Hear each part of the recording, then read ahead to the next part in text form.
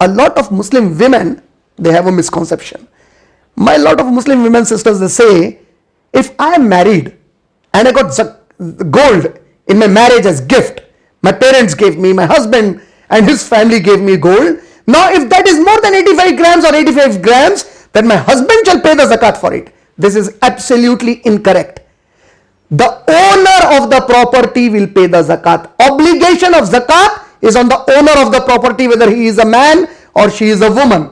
Now one may argue, what if the woman is not earning? Then she will have to sell a part of the gold to pay the zakat, because the exam from Allah is that the person who receives the nemat from Allah subhanahu wa ta'ala shall have the heart to give in charity also.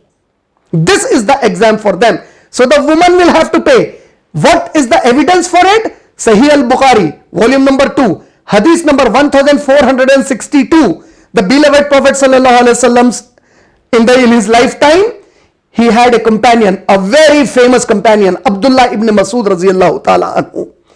This Sahabi was very poor, but his wife was rich enough, mashallah. And once she decided to give zakat. And Abdullah ibn Masud radiyallahu ta'ala anhu, he says, "Oh my wife, oh my beloved wife, can you find anybody more in need of your zakat than your own husband?" And she says, "How can I pay it to my husband?" So he says, "Go and inquire from Prophet sallallahu alaihi wasallam." She goes rushing to Prophet sallallahu alaihi wasallam and she meets Prophet sallallahu alaihi wasallam. She says, "Ya Rasulullah, Abdullah ibn Masud radiyallahu ta'ala, my husband, he says I shall pay zakat to him, he is in need of it."